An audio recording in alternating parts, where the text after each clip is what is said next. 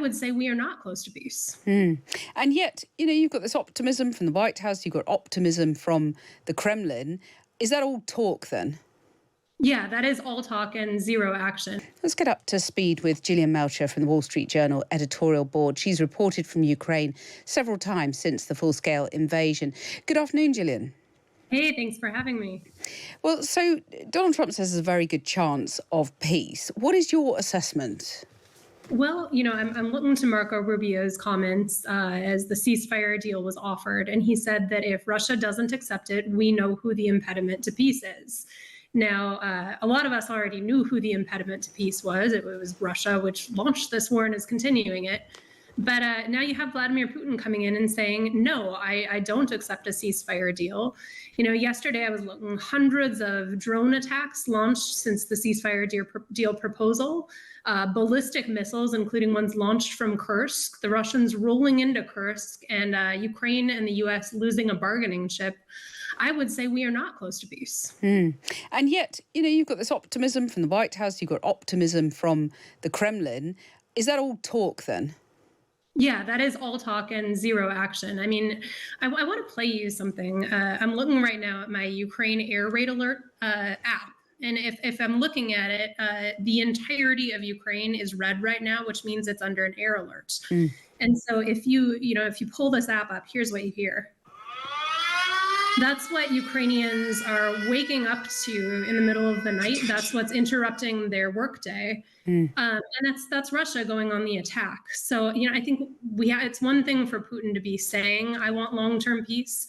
This air alert that's going off all over Ukraine right at this very minute is evidence to the contrary. And he's setting conditions for a ceasefire that amount to Ukrainian surrender. I think he's willing to continue this war, and he's only willing to sit down for diplomacy if he can accomplish through diplomacy what he hasn't been able to accomplish on the battlefield. Well, so where does that leave Donald Trump, who wants the Nobel Peace Prize? He's trying to get this deal, however sort of superficial it is. Does he then, if Putin looks like he's blocking a deal, does he apply sanctions? Boy, I hope so. Putin's somebody who only responds to strength. And I think the United States has been willing to push Ukraine to the negotiating table. That's proven this week to be a bit of a failure. That suspension in military aid and intelligence aid ended up costing Ukraine large portions of Kursk. It looks like they're going to be pushed from the region. Now, that Russian territory is what they've been holding and hoping to use as a negotiating chip. And now the U.S. has lost more leverage by putting pressure on Ukraine. It's time to put that pressure on Russia and make Vladimir Putin afraid of the consequences of continuing this war. But we'll see if Trump picks up on that.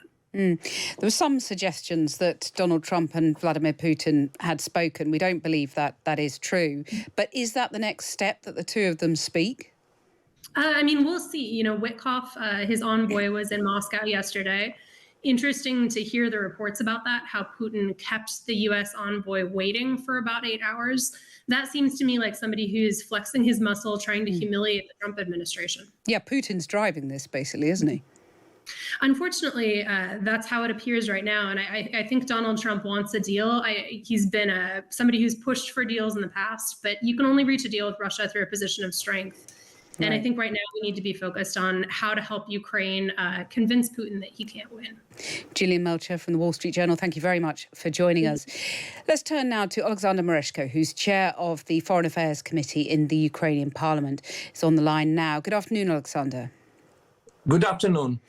You may have heard our previous guest there from the Wall Street Journal saying that, that all this talk of optimism just isn't borne out by the reality. What is your view? Well, it's an illusion. Let's look at what we have right now.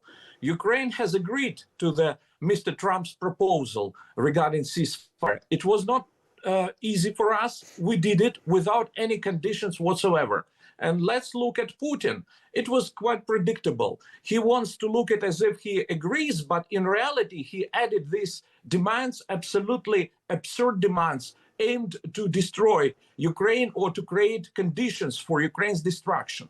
So, and now we should watch very carefully what would be Mr. Trump's reaction to that. And a lot depends on whether he agrees with this rejection by Putin of his proposal, or whether he will be a decisive politician and will prove that he is not weak politician. Right. So what would you like Donald Trump's response to be now? Mr. Trump has to understand that it makes it's absolutely senseless, even to negotiate with Putin. It would be a mistake. Putin can do he can do anything only when he's under maximum pressure. And Mr. Trump should create this pressure if he wants, for example, Putin to abide by ceasefire. How to create this pressure? This is the key issue right now. He can do it by providing more contemporary weaponry to Ukraine, especially long-range missiles, by imposing more strict sanctions on Russian financial, banking sector and energy sector, by imposing secondary sanctions against those who help Russia to circumvent primary sanctions. Well, let me just put to you something that we've just got in from Marco Rubio, who's been speaking at the G7, confirmed that the special envoy met President Putin. This is his assessment. There's a lot of work that remains to be done, but there's reason to be cautiously optimistic. But we'll know more once Special Envoy Woodcock, Ambassador Woodcock returns, and we have a chance to all convene and talk about it. And obviously, the president is the ultimate decider on next steps for the United States. Okay. Mr. Secretary, do you trust Putin? I think it's an irrelevant question. I think in foreign policy, it's not about trusting, it's about action. It's about things that you do. So in the end, on something like this, you can't just say you want peace, you have to do peace. And that's true for both sides in any conflict. So in any war and in any engagement. So I think ultimately, all these things, I would just encourage you guys, if we're going to be serious about foreign policy, to sort of navigate away from some of this is not a reality show. This is not about personalities. This is very simple. You either do things or you don't. There are things you are doing and things you're not doing. The Secretary of State, Marco Rubio, there. Alexander Mereshko, what did you make of what you just heard? Is that naive, or is it just realpolitik that you can't worry about personalities? You've got to do the deal? Well, first of all, from this interview or statement by the State Secretary, I noticed that he was evasive about the question whether he trusts or doesn't trust Russia. Actually, he implied that he doesn't trust. We remember President Reagan once said about the Soviets, trust but verify. In this case, Americans shouldn't trust and should verify. And I agree with State Secretary when he said that we should look at the deeds, what is being done. Because words, especially when we're dealing with pathological liar Putin, words don't mean anything. They are used just to deceive your partner. That's why we should be very strict and just observe what Putin is doing. Well, when you look at what he's saying, what Putin is saying about the ceasefire and the conditions he'd like to see attached to it, they're concerned in Moscow that Ukraine would use a 30-day ceasefire to rearm. Isn't that the reality? That is what Ukraine would do, wouldn't it? Well, the thing is that what Putin demands, he demands to stop mobilization, which means to weaken Ukraine. He demands to stop providing weaponry to Ukraine, understanding that Ukraine will be also weakened. But he is not talking that Russia stops its own mobilization or stops producing weaponry. In fact, what he means that Russia will become stronger and Ukraine will become weaker. This is his goal. Well, do you think so? The ceasefire has to come without conditions, in your view? Absolutely. Since Mr. Trump has made this proposal, he meant that both parties should accept it without any conditions whatsoever. We did this. Now we expect what will be his reaction with regard to Russians' rejection, Putin's rejection of his peace proposal. If you've said no conditions, that's clear, but would Ukraine be prepared to make some concessions, for example, perhaps withdrawing from the Kursk region? You've talked about difficult decisions that you've had to take. Is that one that you would look at? The thing with the Kursk region is that we have created buffer zone to defend Sumy region. And we already have serious consequences when Russia is trying to attack Sumy region. So this is, again, for us, it's only sort of instrument to defend ourselves. Because, the whole matter is very simple. If Putin, as he claims, wants peace, it's very easy to do, to withdraw troops from the territory of Ukraine. As easy as that. And it would be enough to stop the war. Yeah. We've had a really interesting message in from a listener, Andrea Wood, saying the Americans are totally naive. Wishful thinking doesn't come into it. However, they will be taken in by Putin and blame Zelensky. Europe, beware. I wonder if you think, Alexander, is Vladimir Putin in the driving seat here? He's playing America and playing with the world, really. I hope not. Judging by what State Secretary Rubio says, he understands what's going on. Maybe he's trying to be too diplomatic. He's not. He's trying to sort of avoid some issues. But with regard to President Trump, I'm sure that he's not naive politician. He's a very experienced politician. But again, when we're dealing with politicians, we should care about of their actions, not their words. Well, we've just had some words in from President Zelensky talking about difficult dialogue ahead and stressing that whatever happens in the deal, there needs to be guarantees on air defences. Just wondered if you could just elaborate on that. In your view, what needs to happen between now and any deal being signed?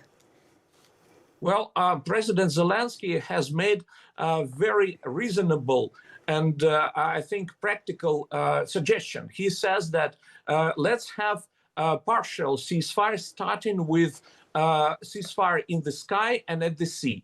And I think it's an excellent step just to show who is right, who is wrong, who is really committed to ceasefire and who is not committed. It might be a first step, but I'm sure that Putin is not going to accept this proposal because he is obsessed with destroying Ukraine. This is his ultimate goal. The truth is that he doesn't want to stop because any kind of peace, including ceasefire, would call into question his power in Russia. That's why he can only double down, not back down. So you fight on, you can't see any firm prospect of peace on the horizon? Peace can be achieved only in one case, on one condition, when there is enough pressure put on Putin and on Russian elite. And I hope that at a certain point, Russian elite would have enough of Putin and would remove him from power. And it might create a window of opportunity for Ukraine. Alexander Mereshko, thank you very much for joining us. Well, let's cross live now to that news conference that's happening at the G7. Secretary of State Marco Rubio is speaking live. But there's a lot of work. No, I have never told anybody that this is going to be easy, fast, simple, slam dunk. It'll be hard, but it's important work. We are a better place today, I hope, I believe, we have reason to believe, than we were a week ago. But we still have a long ways to go. It could come together pretty quickly if everyone aligns, but I don't know how aligned we are yet. That's what we're about to find out.